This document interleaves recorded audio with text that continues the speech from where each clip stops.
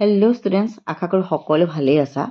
অহা কাইলৈ high school leaving certificate exam আৰম্ভ হ'ব, হয়নে?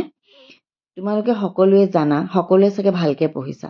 কিন্তু তোমালোকে ভালকৈ পঢ়িছা হয়, কিন্তু ভাল ৰিজাল্ট আশা কৰিবৰ কাৰণে আমি পৰীক্ষাৰ বহীখনৰ ফ্ৰণ্টৰ পেজটো খুব সাৱধানে ফিল আপ কৰিবলৈ শিকিব লাগিব।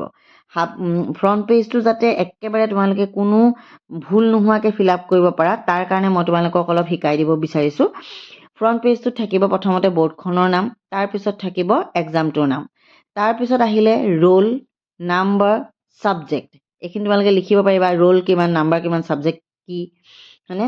তাৰপিছত আহিলে তোমাৰ গ্ৰুপ, মিডিয়াম আৰু ৰেজিষ্ট্ৰেশ্যন নাম্বাৰ। এইকেইটা তোমালোকৰ থাকিব এডমিটখনত। তাৰপিছত আহিলে তোমালোকৰ ছাবজেক্ট কোড, পেপাৰ কোড আৰু চেণ্টাৰ নাম্বাৰ। ছাবজেক্ট কোডো থাকিব পেপাৰখনতে আৰু পেপাৰ কোডটো থাকিব পেপাৰখনতে। এডমিটত থাকিব বাকীখিনি আৰু এইখিনি থাকিব, এয়া চোৱা, ছাবজেক্ট কোড 01, আছামিজত 01 ছাবজেক্ট কোড। এতিয়া বেলেগো হ'ব পাৰে, কিন্তু তোমালোকে পেপাৰখন চাই পেলাই ফিল আপ কৰিব লাগিব, হয়নে? ঠিক তেনেকৈ পেপাৰ কোড হৈছে চি, দেখা পাইছা? পেপাৰ কোডটো হৈছে চি আৰু ছাবজেক্ট কোডটো C3, পেপাৰ কোডটো চি, দেখা পাইছা?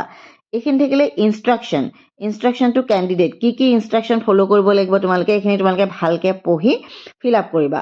আৰু লগতে এটা ইনষ্ট্ৰাকশ্যন ফ'ল' কৰিব লাগিব, কি তোমালোকে এই যে এক্সট্ৰা ছিট ল'বা, তাত কিছুমান নাম্বাৰ থাকিব। সেই নাম্বাৰবিলাক এক্সট্ৰা ছিটৰ 1 2 3 4 দি কোনখন 1 নম্বৰখনৰ কিমান নাম্বাৰ, 2 নম্বৰখনৰ কিমান নাম্বাৰ, সেইটো তোমালোকে ভালকৈ ইয়াত লিখি দিবা। এইখিনি কৰিলে তোমালোকৰ আৰু ভাল ৰিজাল্ট কৰাত কোনো ৰখাব নোৱাৰে। সকলোলৈকে শুভেচ্ছা থাকিলে।